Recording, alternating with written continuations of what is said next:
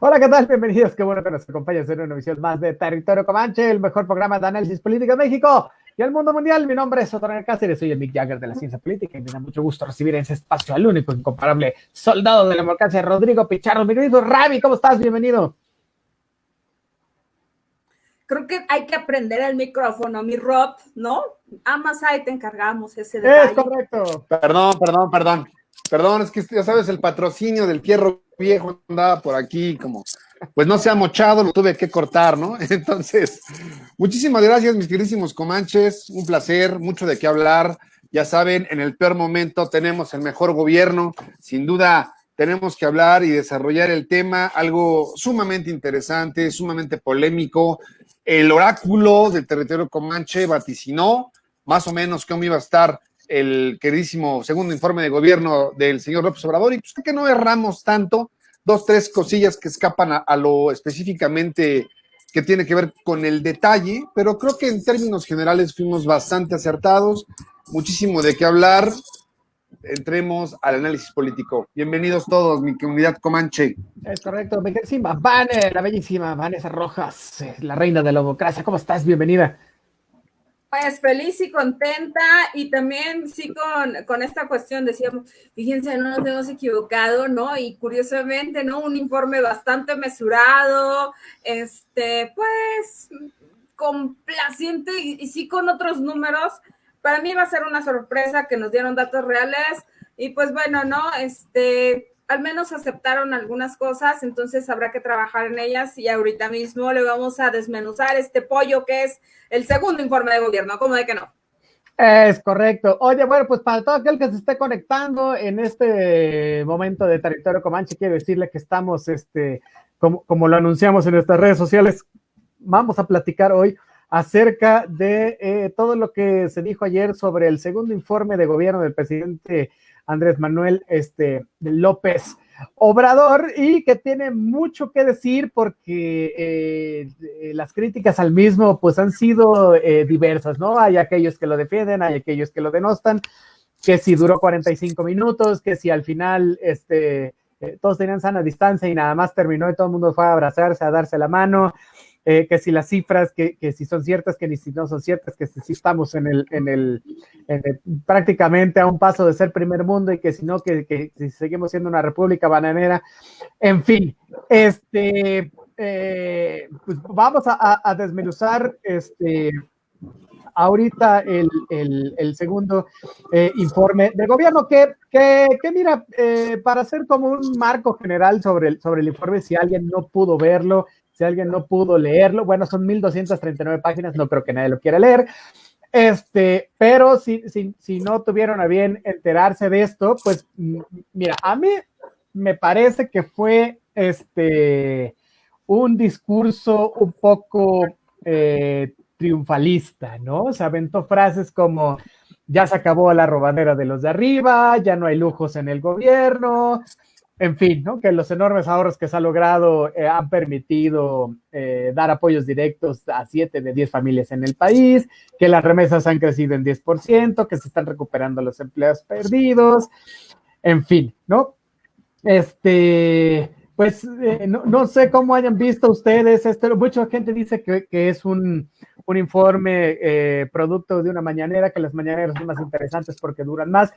Sin embargo, lo que es cierto es que nos dio un par de cifras y parece ser un México distinto al que hemos estado viviendo, ¿no? A mí me parece que, y ahorita le entramos con más ahínco, esta cuestión de la seguridad, del empleo, del CONACYT, de los feminicidios, en fin, no refleja la realidad que el gran grueso de mexicanos, pues estamos experimentando, ¿no? Parecería ser que es el México que ha soñado el señor presidente, más allá de ser el México real en el que nos encontramos inmersos. Pero bueno, vamos a dar inicio a nuestros análisis y a ver, mi queridísimo Rod, porque sé que se te cuestan las habas desde ayer para darnos opinión sobre este segundo informe de gobierno y pues sí, vamos entrándole de lleno a esto, ¿no? Ya sea con los datos duros, con datos cualitativos, con datos cuantitativos, porque es importante no solo el fondo, sino también la forma en que se lleva a cabo este ejercicio de gobierno, que además sirvió también para denostar a gente como, por ejemplo, el presidente de la Suprema Corte de Justicia de la Nación y también al fiscal Gertz Manero, que por supuesto que tienen cosas más interesantes que hacer que estar en el informe de gobierno. Sin embargo, se les reprende públicamente, ¿no? En estas aras de que, bueno, pues ahora hay libertad, pero ¿qué tal? Se tomaron la atribución de no venir, ahí les encargo el regañito, ¿no? También para estos funcionarios públicos que, valga decir, son autónomos y pueden o no pueden ir, si es que tienen también cosas que hacer. Bueno, un montón de cositas que el presidente nos dijo ayer en el informe, pero vamos entrándole, ¿me quieres decir, Barroso? Muchísimas gracias, estimadísimo René. Pues a mí me gustaría empezar con una de las frases que se aventó en este mensaje allá en Palacio Nacional, previo a la entrega por parte de la Secretaria de Gobernación en la Cámara de Diputados, ya del informe de manera física, del cual ya diste cuenta cuántas hojitas son, ahí por si se lo quieren aventar, pues seguramente ya es información que todos podemos tener acceso. Este gobierno no será recordado por corrupto, ¿no? Su principal legado será por haber purificado la vida pública de México. Me arranco con esa gran frase de nuestro presidente. Él destaca, ¿no?, que el país está saliendo adelante a pesar de enfrentar dos pandemias, la sanitaria y la económica. Asegura además que, bueno, la mejor apuesta que ha tenido es el haber ahorrado cerca de 500,000 millones de pesos en este combate a la corrupción. También destacó en este informe que se recabaron alrededor de 567,000 millones por amonestaciones que se dieron derivadas de distintas investigaciones administrativas, dentro de la cual hubo una inhabilitación de 609 funcionarios corruptos de la administración que habían venido haciendo de las suyas en la administración tanto de López Obrador y que ya tenían cuentas pendientes. Se suspendieron también a 348 funcionarios. No destacó de manera particular esta parte de Lozoya, no destacó de manera particular lo de Rosario Robles, no hizo, digamos, no personalizó el combate a la corrupción, simplemente esta bandera la volvió a ondear de nuevo, vanagloriándose de ser el Mesías en contra de todo este sistema corrupto que tenía, pues, acancerado a nuestro país y sobre todo a la clase política. Afirmó también que estamos ya de salida, ¿no?, que el país se va recuperando de a poco, pero que ahí vamos, que él también lo mencionó, en este momento tan crítico, tan lamentable para la economía, pues tenemos la fortuna de contar con el mejor gobierno, ya que están haciendo muy bien las cosas, tal cual como lo pudimos vaticinar.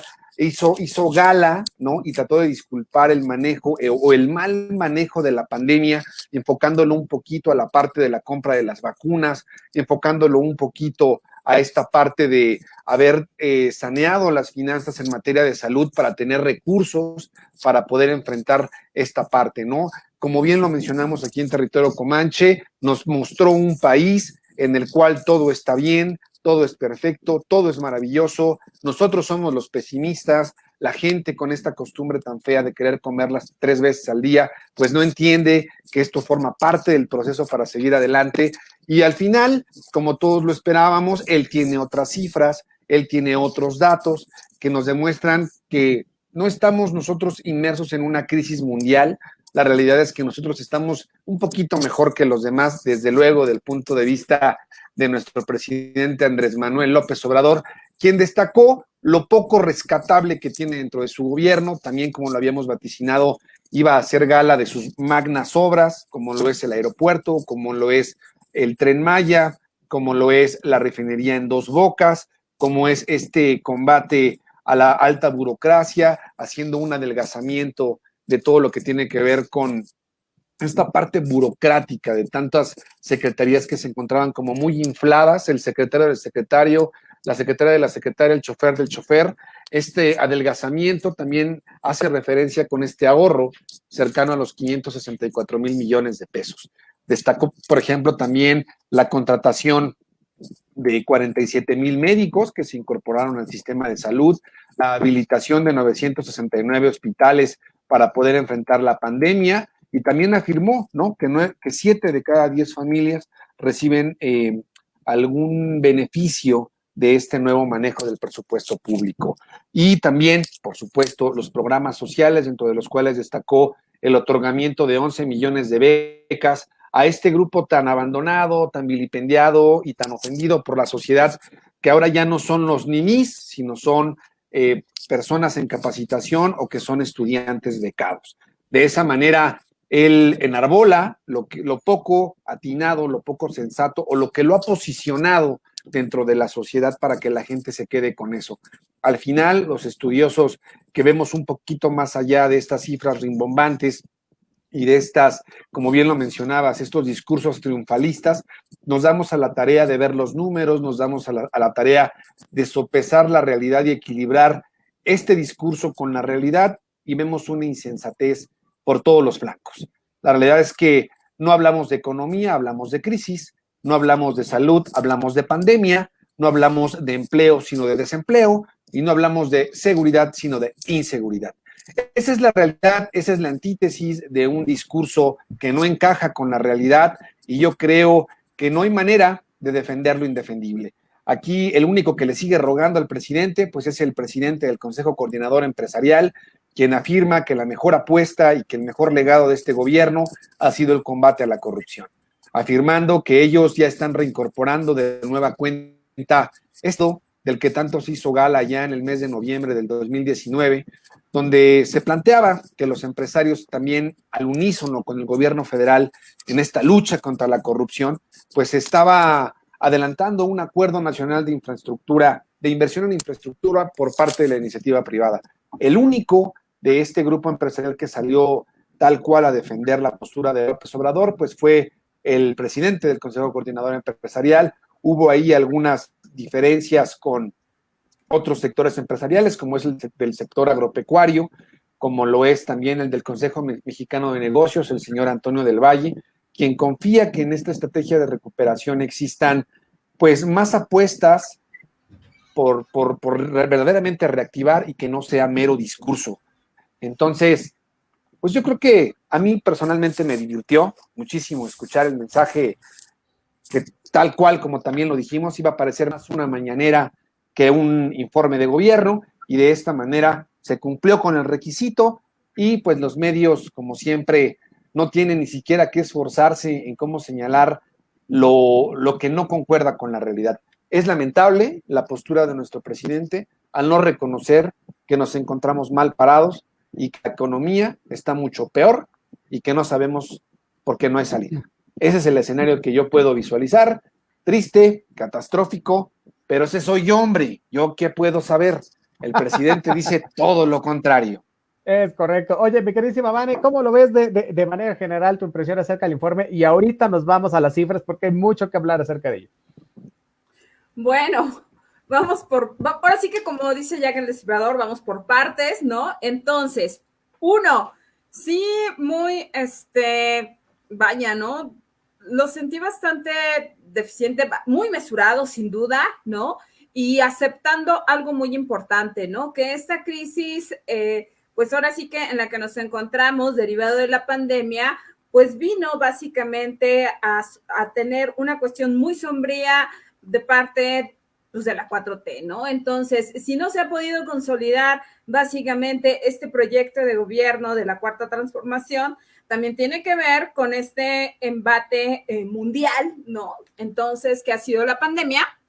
Y vaya, ¿no? Sí resaltó esta parte, ¿no? Sobre todo como estos programas sociales de los cuales nos habla nuestro queridísimo soldado de la democracia, pues uno, o sea, básicamente ya están garantizados en el artículo 4 constitucional y que básicamente, por otro lado, ¿no?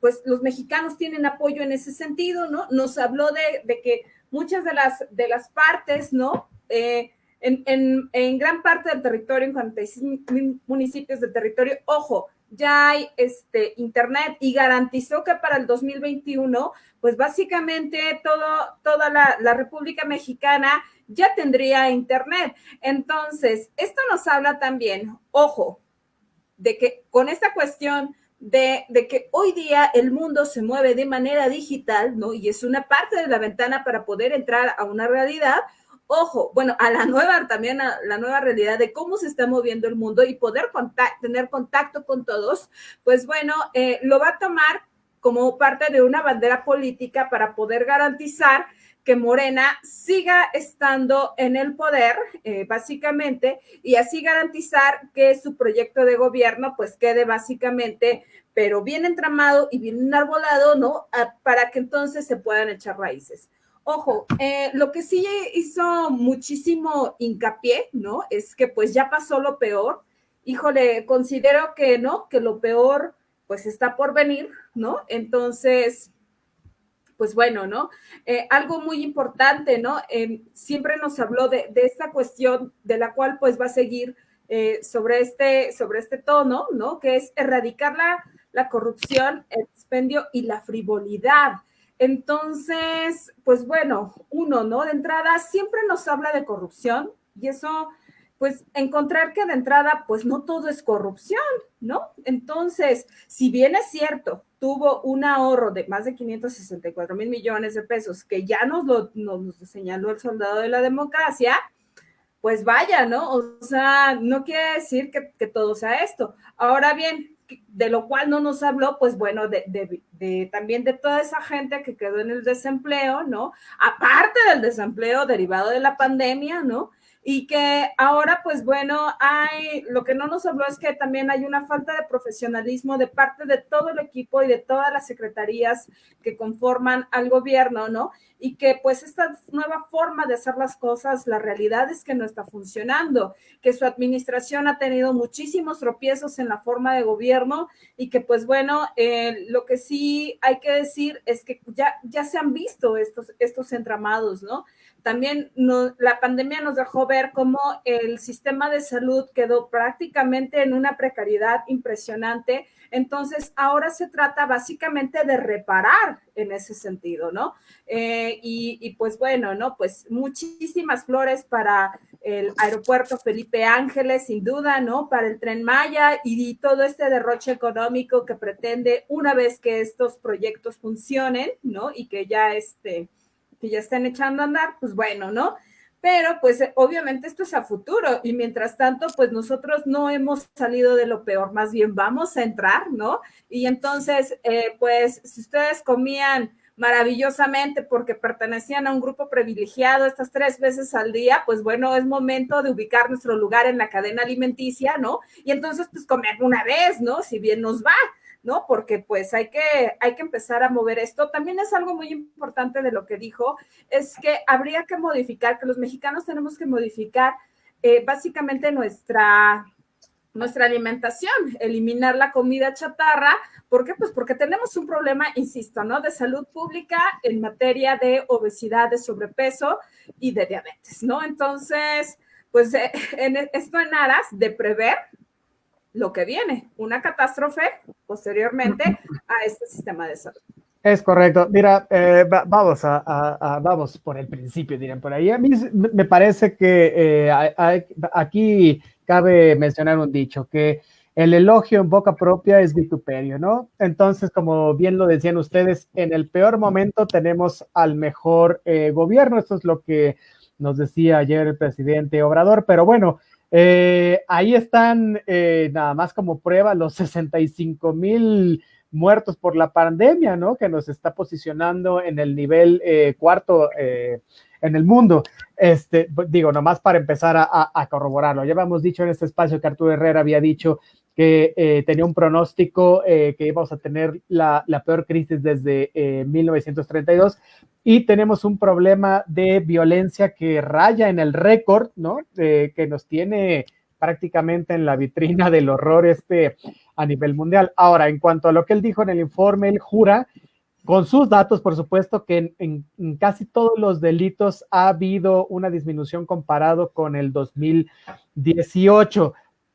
Sin embargo, muchos de los que nos dedicamos a investigar estas cifras delictivas y otras organizaciones como Causa en Común, pues tenderíamos a cuestionar esto un poco, ¿no? Porque la verdad es que las carpetas de delitos de investigación aumentaron un 37% en 2020.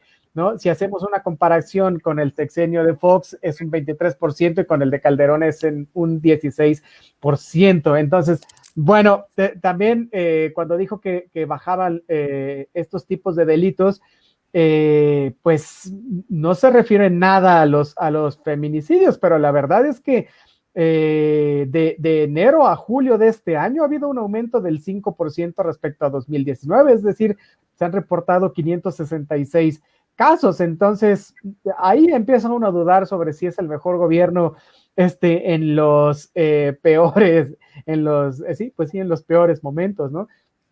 Ya antes, y esto no lo dijo en el informe, ya antes había dicho que una encuesta que nadie sabe de dónde sacó ni de dónde se midió, lo ubicaba como el segundo presidente mejor evaluado del mundo, ¿no? Y esta es una idea prácticamente que él se cree de que todo lo hace bien. Conste que no quiero criticar al presidente en este sentido, pero es que hay cosas donde no se ayuda como estas, ¿no? Entonces, no, creo que no se ha puesto a revisar o su equipo no ha podido entregarle las encuestas, por ejemplo, que hace el periódico Reforma, que lo ubica, si bien con un índice alto, como lo hemos checado aquí, pero está por debajo del 60% de aprobación. Entonces, cuando esto no sucede, pues parecería ser que las encuestas están cuchareadas, ¿no? En el sentido de decir que en sus encuestas él tiene el 70%, ¿no? Tiene un 65.64 de aprobación y por supuesto, si hoy fueran las elecciones, pues la gente seguiría votando por él, nadie dice que se vaya, en fin, ¿no? Pero bueno, esto un poco para poner el contexto, lo del informe. A mí me llama mucho la atención la brevedad, ¿no? Fueron 3/4 de hora, en realidad, o sea, fueron 45 minutos del informe y esto parecería ser, se le podría hasta agradecer, pero no para alguien con el carácter con el que se ha manejado Andrés Manuel López Obrador, es decir, sus mañaneras duran más que un informe de gobierno que esperaríamos todos contuviera un poco más de datos por informar. Es decir, como ya tú también lo dijiste, me dice Mabane, fue muy reiterativo, o sea, no hay nada nuevo que informar, ¿no?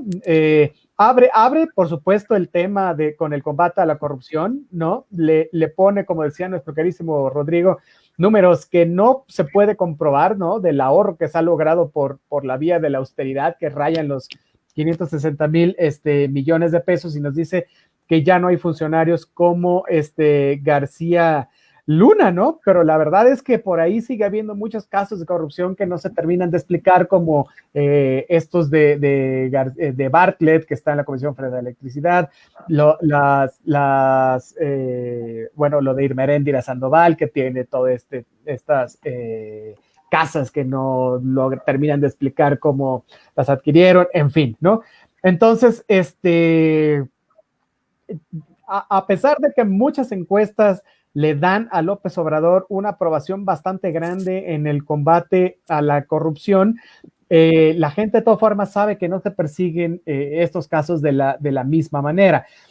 Bueno, el presidente continúa con el informe de gobierno y nos habla de la crisis económica, y que sí, exactamente, pues nosotros no somos optimistas en este aspecto, ¿no? Pero empezamos a crecer, que el peso ya se aprecia, que a la vez que el petróleo subió de $0 a $40, que el empleo se recupera, y la verdad es que pues no es así.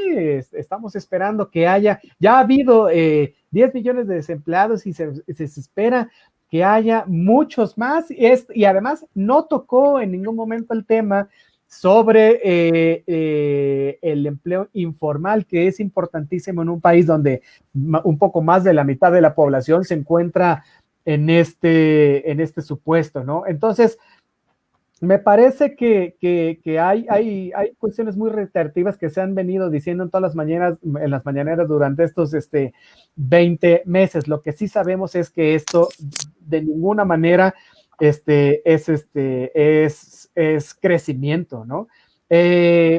Habló, ¿no? Y esto no lo hemos dicho, habló de Donald Trump, ¿no? Y me parece un poco preocupante el tono del viaje a Washington, donde pues parecería ser que somos muy amigos y dijo que Donald Trump se había expresado todo el tiempo muy bien acerca de los connacionales allá en Estados Unidos, cuando a todas luces hemos visto que nos ha denostado hasta que se ha cansado y últimamente ha usado, de hecho, Donald Trump la figura presidencial para hacerse campaña, que es lo que se esperaba, y el último que creo que querría pensarlo había sido el mismo Obrador, ¿no?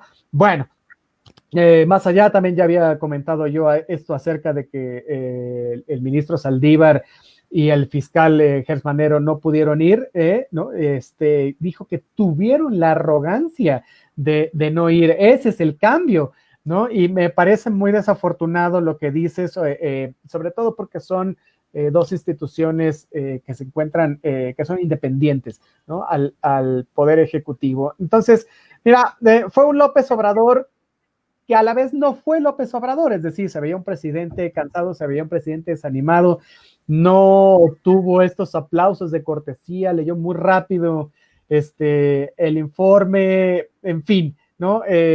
Ha sido muy cuestionado por diferentes analistas políticos primer informe de gobierno. Me parece muy lamentable que se haya llevado a cabo pues de esta manera. Y hay un par digamos, de cifras que a mí me parecen importantes, ¿no? Y esto es en cuanto al tema específico de seguridad. Dice que ahorita hablaremos sobre otras cosas, pero decía el presidente Obrador que la Guardia Nacional, porque hizo mucho énfasis en este tema, aseguró que tenía 97,000 elementos. Y la verdad es que, miren, los que no gusten leer del informe o verlo, siempre pueden irse hasta la última parte y ahí vienen los anexos. Y en los anexos vienen toda la relación con cifras de las cosas que vienen dentro del informe presidencial. Y entonces, pues no hay manera de mentir, porque ahí mismo dice que el estado de fuerza de la Guardia Nacional es de 36,000 integrantes, ¿no? Y viene en la página 57 de este informe por si alguien lo quiere checar, ¿no? ¿De dónde saca los otros elementos? Bueno, pues porque son los elementos que vienen de las Fuerzas Armadas, que no necesariamente son parte de la Guardia Nacional, es decir, se adscriben a ellas, pero la Guardia Nacional, teniendo que ser un grupo totalmente civil, bueno, pues dista mucho serlo de esto, ¿no? También los datos por homicidios en 2020, ha habido un incremento del 9% con respecto a 2019. Es decir, sí ha habido una baja si lo tomamos respecto a 2018, ¿no? Pero bueno, o sea, el punto es que este año vamos a acabar sumando 78,000 víctimas de homicidio.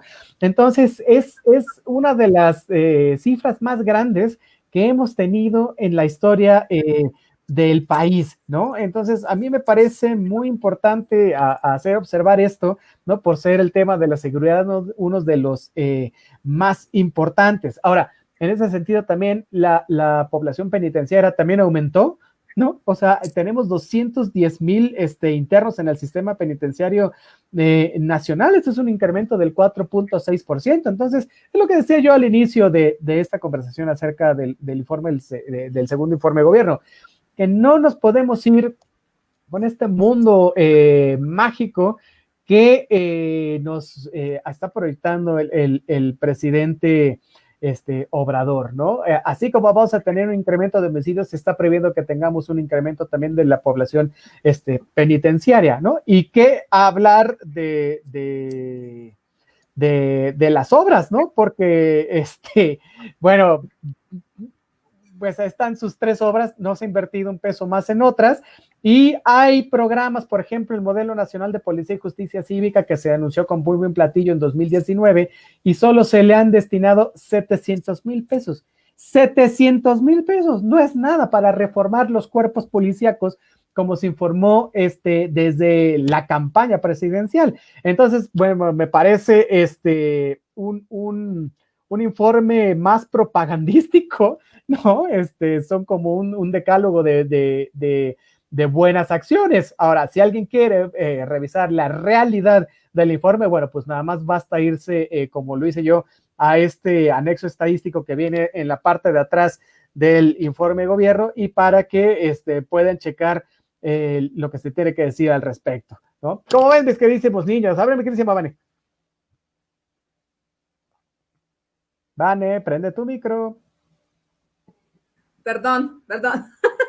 Pues bueno, hay que ver que dentro de esta crisis tan grave, ¿no? En la que estamos inmersos, derivado de la pandemia y de la recesión que ya se vivía desde antes de la misma, ojo, es el escenario perfecto para la reclutación del crimen organizado, ya sea de manera directa o bien de manera indirecta. Entonces, esto nos habla de que si por lo menos aceptó que solamente tanto la extorsión como los homicidios dolosos son los que subieron en todo caso, y ojo, tanto en 13%, ¿no? Como en 7%.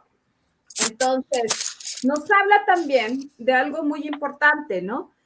De que si bien es cierto, hay apoyos, ¿no? Como él lo señala, a los jóvenes con tanto las becas Escribiendo el Futuro como Construyendo el Futuro, ¿no? Así como estos apoyos sustanciales, ¿no? Que son los créditos a la palabra, que también hizo gala, ¿no? De ello, pues es insuficiente, son sumamente insuficientes, y entonces vamos a ver que pues esta cuarta transformación difícil va a ser muy complicado que se consolide, ¿no? Como bien nos señalaba desde un inicio, pues nos habla de corrupción, y pues no todo es corrupción. Encontremos que para que esto se consolide, desde ahorita tendrán que ir viendo, ¿no? ¿Quién será el sucesor en ese sentido para que se pueda consolidar? Porque ya vimos, por ejemplo, el entramado de Jesús Zambrano, ¿no?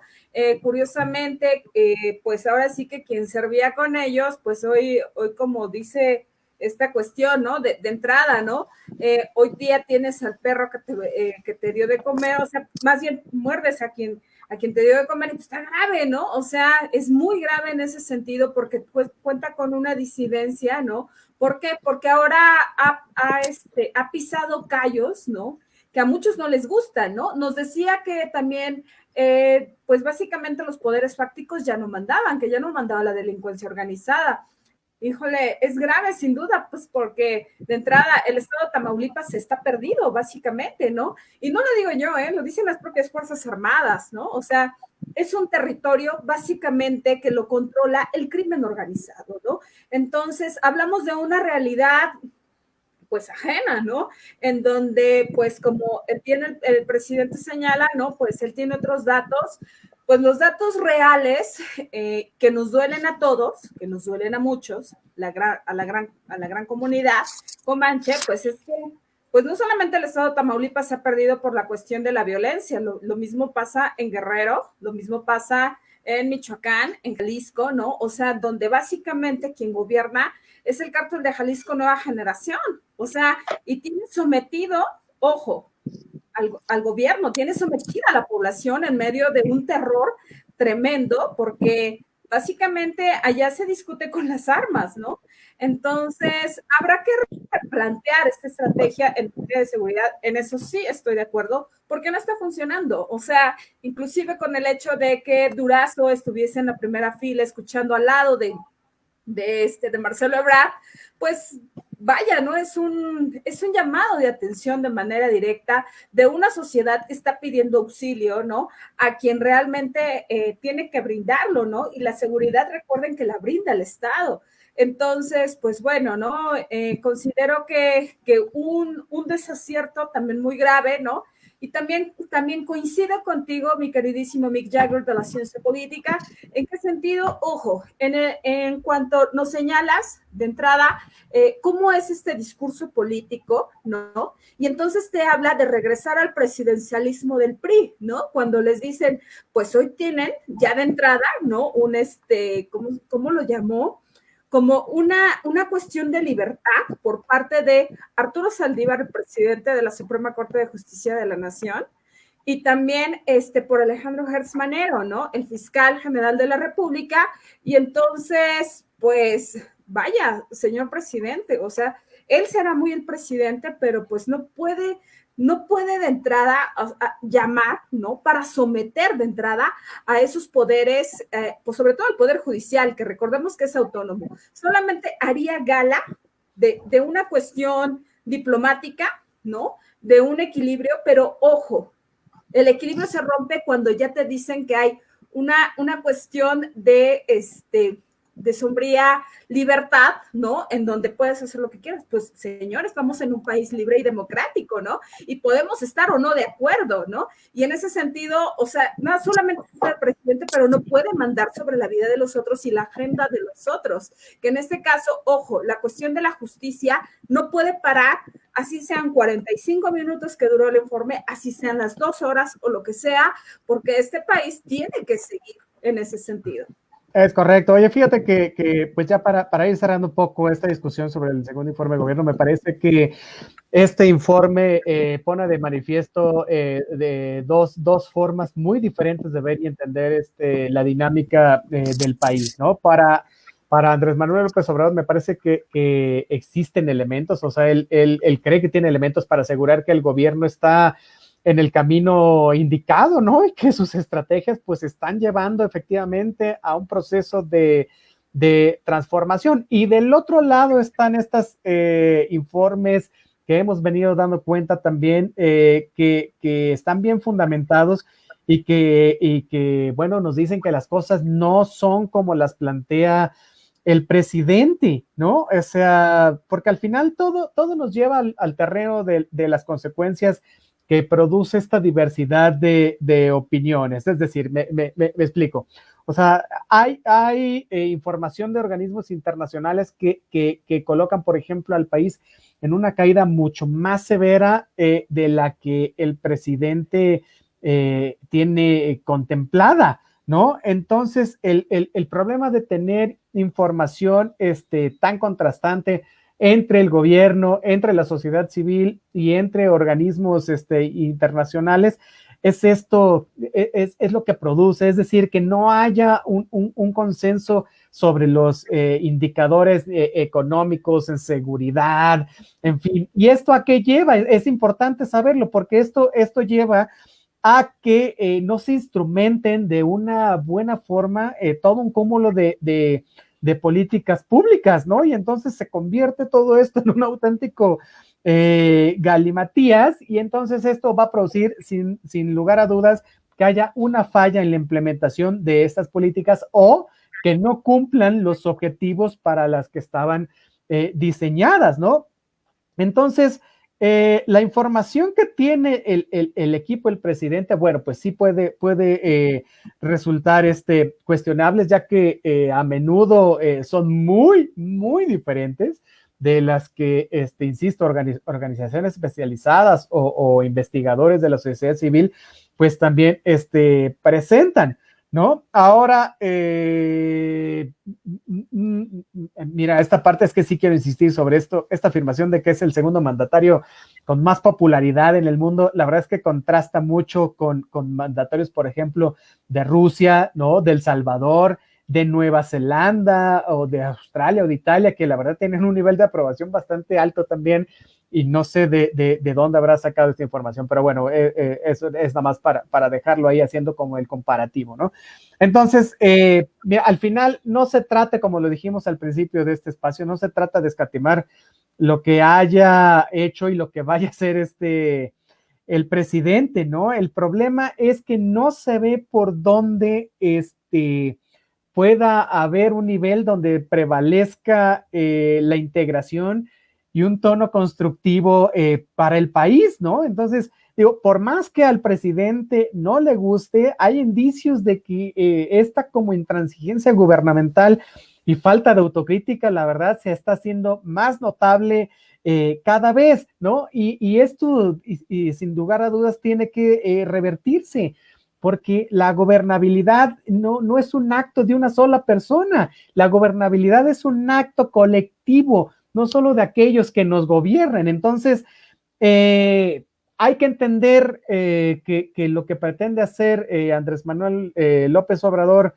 en estos 6 años, bueno, es titánico, ¿no? Pero lo controvertido parece ser el método que está utilizando para la consecución de estos objetivos. Ahora, hay que ser muy claros, ¿no? El presidente ha crecido mucho entre un cúmulo de adversidades a las que se ha visto expuesto, ¿no? Si hiciéramos como ahí una pequeña comparación, ¿no? Es una especie de peleador callejero, ¿no? Y entonces, en este sentido, hay cosas que él no va a permitir que le pasen de largo. Y en este sentido también no se difícilmente se ha detenido a plantear si tiene o no razón cuando se trata de asuntos que a él le parecen sumamente fundamentales. Entonces, me parece que su equipo de trabajo debe insistir, aún a pesar de que se lleven regaños y se lleven coscorrones, y porque parece que no se los han llevado lo suficientes, deben insistir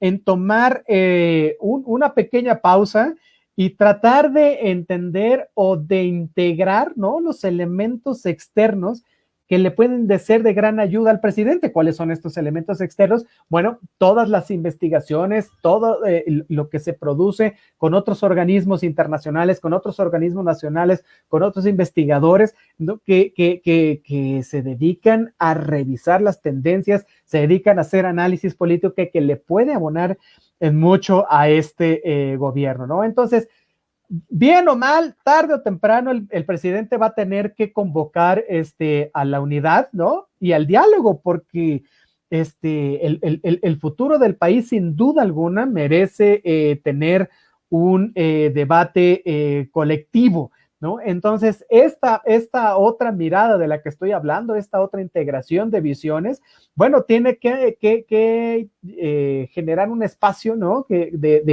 de una, vamos a decirlo, una mirada crítica ciudadana que se integre realmente, como él dice, el pueblo bueno, para una mejor gobernabilidad. En ese sentido, no creo que se le pida al presidente hacer lado sus principios, porque en buena medida por esos principios se le eligió como presidente Andrés Manuel López Obrador. Pero bueno, digamos que, como dirían en mi pueblo, hay tiempos para lanzar cohetes y hay tiempos para recoger varas. Entonces, bueno, me parece que es un buen momento para que el presidente, pero también su equipo de trabajo, rehagan un poco, se tomen una pausita, redefinan, ¿no?, los objetivos y hacia dónde van los mismos, y en ese sentido se pueda llegar a mejores términos sobre esto, ¿no? A ver, tenemos un montón de saluditos. Nuestro queridísimo Rod Pichardo y Vanessa Rojas tuvieron que ausentarse un segundito, pero bueno, acabamos de terminar un poco con las consideraciones acerca de este segundo informe de gobierno, y solo como dato cultural les quería decir que el informe de gobierno está planteado desde la Constitución de 1824, ¿no? Y la Constitución de 1917 dicta que el presidente tiene que entregar un informe pormenorizado al Congreso de la Unión, lo que no quiere decir que tenga que dar un informe en estricto sentido hablado, ¿no? O sea, es un informe anual y por escrito y no mediante discursos. Sin embargo, durante toda la vida de este país se ha llevado a cabo un informe público desde 1825. El primero fue Guadalupe Victoria y el último en llevarlo a cabo fue Vicente Fox, que leyó el suyo, ¿no? Y ya sabemos que el 1 de diciembre de 2006 se le impidió al mismo Fox dar su informe, y a partir de ahí ya no se han dado informes dentro del Congreso, aunque se ha seguido con esta, digamos, es que cómo decirle, ya no sé pues, si es teatro o no, pero bueno, esta bonita manera, ¿no?, de llevar a cabo los informes presidenciales, ¿no?, hasta nuestros días. Y este es uno de los más cortos que se han echado. Recordemos que el de López Portillo duró casi 5 horas. Entonces, bueno, pues así las cosas con los informes presidenciales. Y tenemos ahora sí saluditos y muchas cosas. Dice Micael García Reyes, muchas gracias por el análisis. Saludos a Vane, la más inteligente y bonita. Muchísimas gracias. Un beso, bonita. Dice Yayo Álvarez, saludos Comanche, saludos mi buena Yayo, muchísimas gracias por estar con nosotros. Dice Sonja de Reeves, excelente programa, muchísimas gracias a ustedes. Muchas gracias, licenciada Sonia, un abrazote. Es correcto, dice Arturo Carrasco, saludos, mi querido Arturo Carrasco, muchísimas gracias. Doctor Carrasco. Hoy con nosotros, así es, Fernando Aguiñaga, saludos Vanessa desde el Poli, bueno. ¡Ay, saludos! Dice Arturo Israel Aguilar, saludos a todos, excelente tarde, muchísimas gracias Arturo, dice Vique Morales, saludos. Oigan, muchísimas gracias, muchos saludos. Y bueno, pues si alguien quiere decir algo más acerca del segundo informe de gobierno, que la verdad pasó sin pena ni gloria, pues es el momento para hacerlo. Y si no, pues para hablar de otras cosas, porque todavía no se instala la mesa directiva en San Lázaro, mi querísimo Rod, y tú tienes mucha información sobre el particular. Pues la realidad es que no tengo como que de primera mano las cosas. Me gustaría nada más como cerrar la parte del informe, ¿no? Ya como muy literalmente a manera de cierre, que pues habrá que creerle a nuestro presidente, ¿no? Que ya vamos para arriba, ¿no? Que él ya afirma que la nueva política económica que se plantea en el país pues va a estar sustentada en la moralidad, la austeridad y el desarrollo con justicia, ¿no? Yo creo que si algo se le da a López Obrador es esta parte de la demagogia, esta parte de enaltecer pues las situaciones que no hay manera de cómo decirlo de manera tangible, sino que él siempre busca estas analogías, estos discursos pomposos para darle la vuelta a la verdad.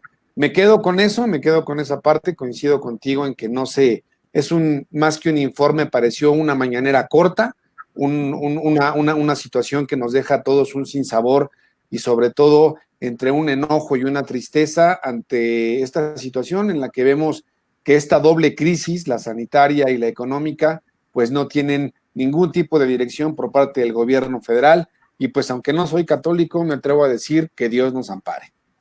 Con eso me quedo.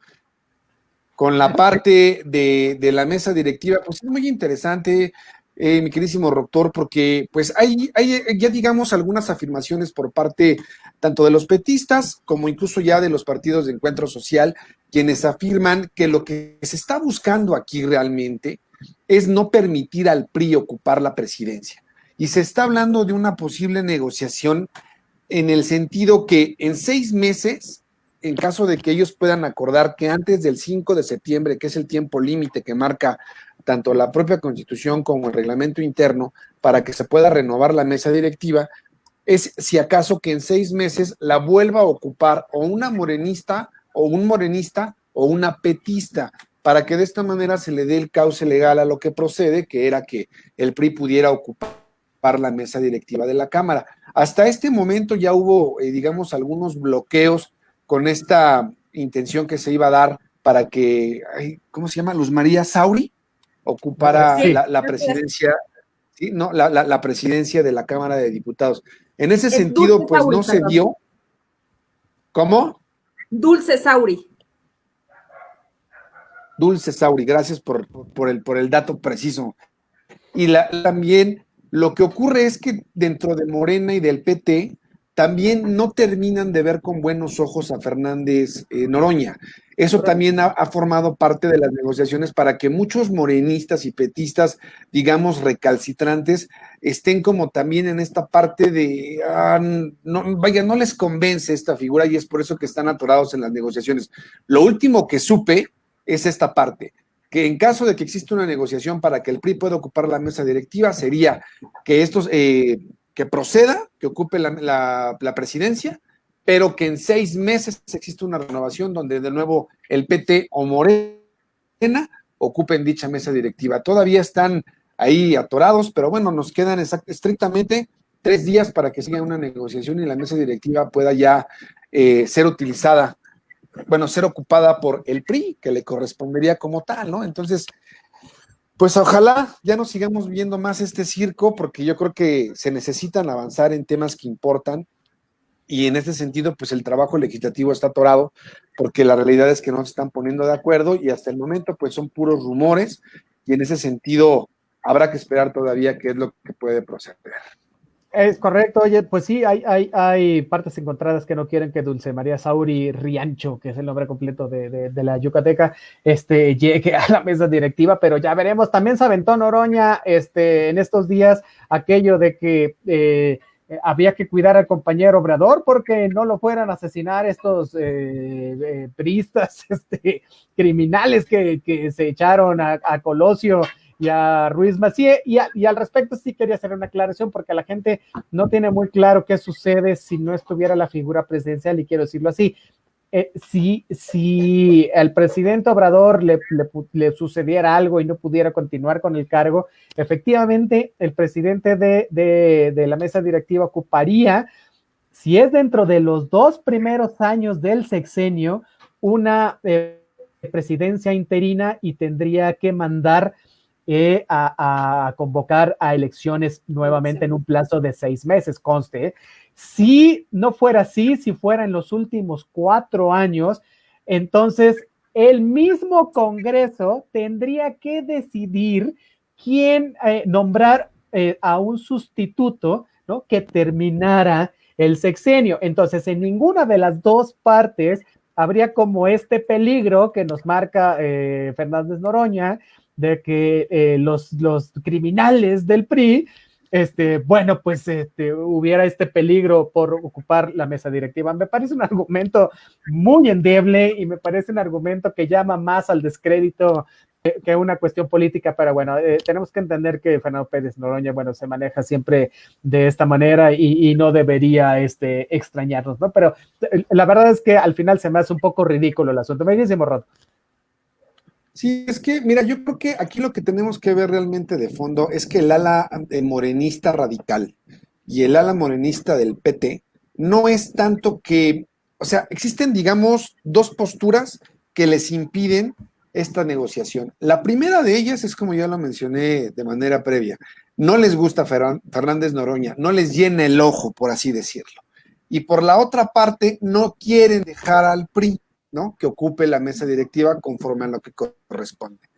En tanto ellos se encuentren atorados en donde las 2 opciones que se les plantean no les convencen, esta negociación sin duda no tiene, digamos, una posible salida que sea sensata o que de alguna manera podamos entender como que dices, bueno, lo único que está sobre la mesa es eso, que exista un interinato, ¿no?, y que en el menor tiempo posible, que es un periodo de un semestre o de 6 meses, puedan ocuparla de nuevo el PT o Morena. Así que, pues yo no sé a quién se le ocurrió, pues, o esta parte del chapulinaje entre los grupos parlamentarios. Yo no sé ustedes qué opinan, salvo su mejor opinión, pero esta cosa de los juegos, de estarte pasando de un grupo parlamentario a otro, y que entras con el PT y terminas con el Verde, y entras con el PRI y terminas con el PAN, y esas negociaciones políticas para darle la mayoría absoluta, para darle la mayoría calificada. Yo creo que todo eso lo que nos deja a nosotros un sinsabor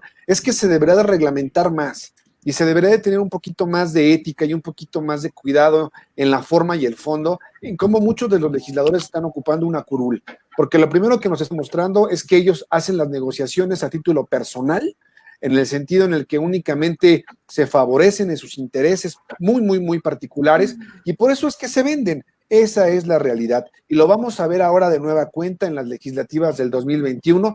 Vamos a ver otra vez esta recomposición de fuerzas.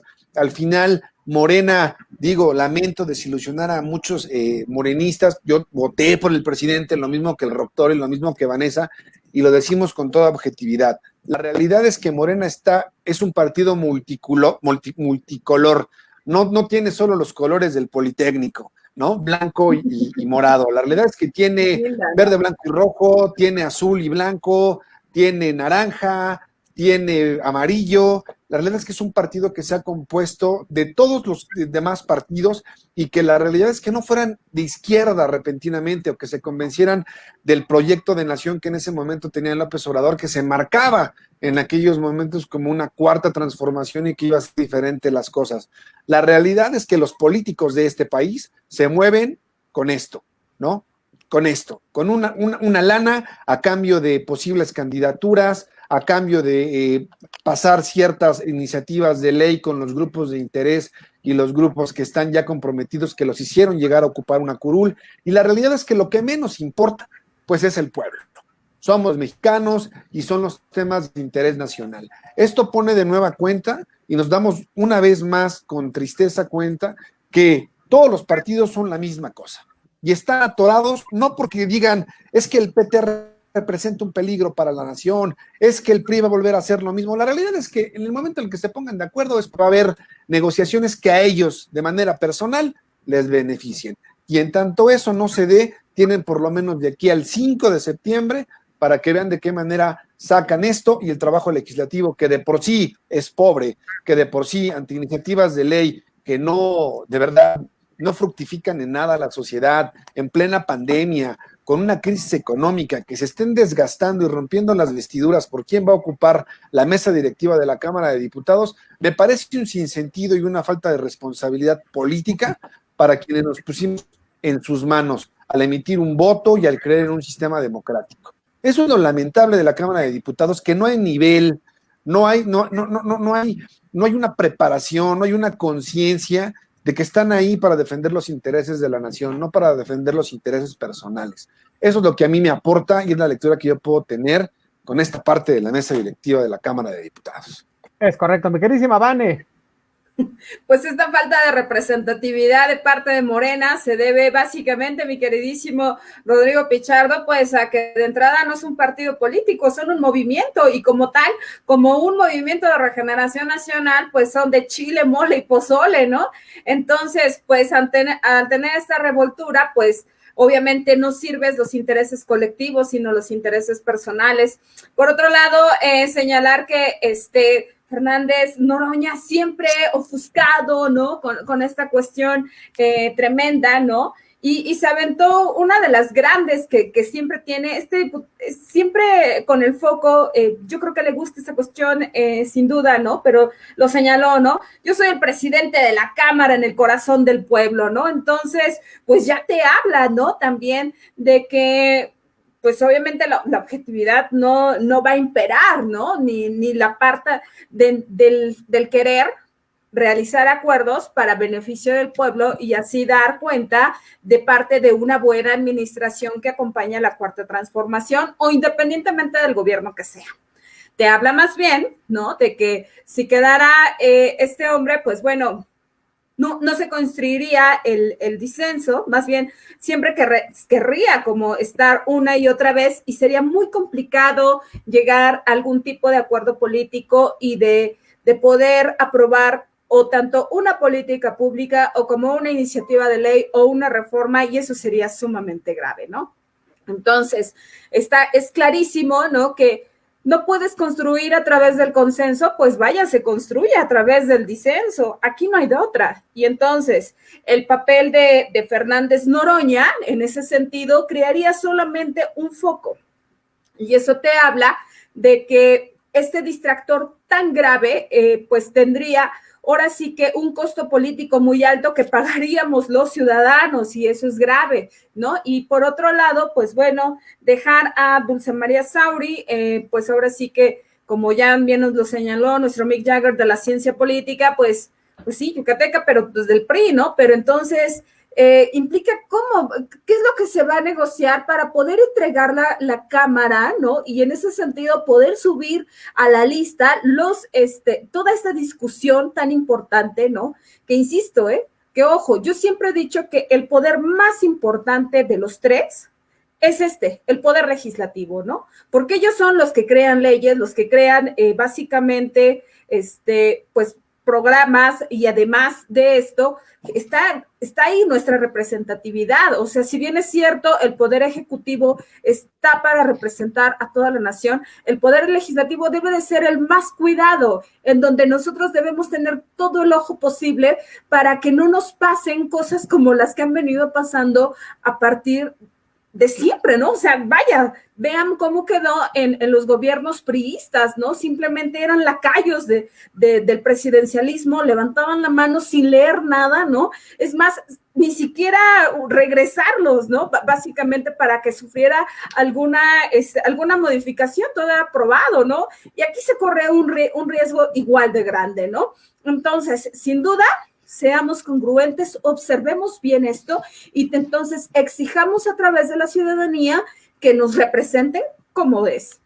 Oye, nos dice, los Comanches, dice Adamarina Lara Mesa, ya quedó Sauri, dice Eduardo Cortés, saludos a todos, saludos. La votación ya se llevó a cabo y Dulce María Sauri ya es presidenta de la mesa directiva. Ya están en la discusión de la reforma para quitarle el fuero constitucional al presidente. Bueno, pues ahí está, se veía venir, la verdad es que sí, pues ya estaba cantado el tiro. Y pues ya acordaron. Sí, vamos a ver si todas estas iniciativas presidenciales pues se llevan a cabo. Seguramente varias de ellas entrarán en este periodo legislativo. Nos dice Toro González, ¿qué onda, chicos? ¿Cómo están? Saludos, muy buen Toro. Muchísimas gracias. Hola, Toro. Dice saludos, Roberto, primo. Mi primo. Dice Roberto. ¿Qué tal? Nos dice un abrazo. Roberto, exacto. ¿Roberto qué? Roberto Joaquín Montero, desde mi mamá y mi familia. No, bueno, dice, saludos, estimados amigos. Oigan, que nos manden un cafecito por paquetería de Chiapas, por lo menos. Sí, mira, por favor. Ahí te va, café, queso, horchata, tascalate, pepita con tasajo y cochito con arroz. No, hombre, ya con eso ya la armamos. Oye, pero... Yo quiero. Pues no. Pues todos queremos, ¿no? Pues todos, los tres. Todos. Sí. Oye, básicamente ya nos vamos. Muchísimas gracias por haber estado con nosotros. Hoy sí que básicamente el programa se nos fue con el segundo informe de gobierno. Creo que era un tema bastante importante que tener en consideración. Y ya hablamos acerca de las cuestiones de la mesa directiva. Y bueno, ya en los siguientes programas estaremos hablando del transcurso de la política y de los efectos que esta misma tendrá después de estos días y semanas un poco de incertidumbre. Dice Melina García, hola, saludos desde Toluca, saludos, mi queridísima Melina, muchísimas gracias por estar con nosotros. Oye, antes de irnos, yo sí, nada más tenía un comentario al respecto de lo que decía el queridísimo Roque, de qué se opina acerca del chapulinaje. A mí, así, rápido, me parece que no abona en nada a la democracia, sí, en nada, me parece que demerita la calidad política de los integrantes, ¿no? Del Congreso de León, como bien lo decían ustedes dos, ¿no? Me parece que demerita la conformación de los partidos, políticos involucrados, sobre todo por los ideales, ¿no? Que maneja cada partido, pero más los ideales que maneja cada legislador, primero por ser integrante del mismo, luego los ideales que compromete en campaña, y entonces compromete también los ideales de sus representados. Los representados votaron por un legislador que pertenecía a un partido político que tiene determinada ideología que se acopla a lo que ellos votaron. Si tú estás en el chapulinaje, democráticamente estás fallando pero a cualquier principio político y de representación que te haya llevado a donde estás. Entonces, bueno, me parece que sí deberá haber una reestructuración, ¿no? En estos métodos para que no se lleven a cabo. En todo caso, no te gusta el partido, ya no es afín a ti, vuélvete independiente, ¿no? Pero chapulinaje, ¿no? Me parece hasta una forma, mira, no es que lo sea, pero me parece una forma de corrupción institucional horrenda. No tiene que haber dinero, sino comprometer tus ideales. Bueno, he dicho, oye, muy bien, y mejor dicho, nadie lo pudo haber dicho. Ni Giovanni Sartori, Correcto, es correcto. Hoy se me caramba. El espíritu del buen Sartori. O sea, y solito te echas porras, ¿eh? Solito es correcto. Si no me echo yo, correcto. Imagínate que... Oye, lo sé. Oye, ya es correcto. Sus redes sociales, mi queridísimos chicos, mi queridísima Vane. Pues bueno, a mí me encuentran en Facebook como @Vanessa Rojas, en Instagram me encuentran como @Vanessa_Hernández_Rojas, en Twitter me encuentran como @HeroVans. ¿Y tus recomendaciones para el siguiente programa? Pues bueno, es leer un poquito de poesía rebelde, ya que hoy se necesita, ¿no? Es urgente amar en estos tiempos de coronavirus y en esta falta de ética responsable por parte de la representatividad en los partidos. Pues bueno, un poquito de lectura ligera, ¿no? Entonces, pues ahí poesía rebelde, por favor. Oye, mi queridísimo Rod, échale. Pues yo le quisiera recomendar un libro que el buen Mick Jagger me partió a mí y a Vanessa recientemente, de Felipe el Oscuro, de Olga Warnat, para que entiendan, ¿no? Cómo el señor lo que menos moral para hablar de un gobierno represor y autoritario. Este fue un libro que estuvo prohibida, que saliera a la venta justamente en el sexenio del señor Calderón, un hombre sumamente vengativo, un hombre iracundo, es una obra que vale mucho la pena que ustedes lean, es un libro, es Olga Warnat, se llama Felipe el Oscuro, es una periodista argentina, quien prácticamente tuvo que salir del país para poder estar o para poder resguardarse en aquellos años, pues de este sistema tan democrático como lo fue el gobierno de Felipe Calderón, ¿no? Entonces yo les recomiendo esa lectura, no es una lectura ligera, pero para quienes les interesa la política y desean conocer un poquito más de este gobierno calderonista, les recomiendo muchísimo. Y aparte fue una aportación del rector aquí a su servilleta, cosa que agradezco, Olga Warnat, y el título es Felipe el Oscuro, secretos, intrigas y traiciones del sexenio más sangriento de México. Todo esto por la famosa lucha en contra del narco, ¿no? Y ahí está García Luna, quien ahora Felipe Calderón se desmarca y dice que no conocía nada de las actividades del señor. En fin, muchísimas gracias, fue un verdadero placer haber estado con ustedes, les ofrezco una disculpa, me fui por un rato porque se me cayó el internet de nueva cuenta, si me vieron con cara larga es porque ya no sé qué hacer para que no se vaya el internet, es verdaderamente ante, porque yo sé que estamos en el programa, es una falta de respeto para ustedes, para mis compañeros panelistas y colegas.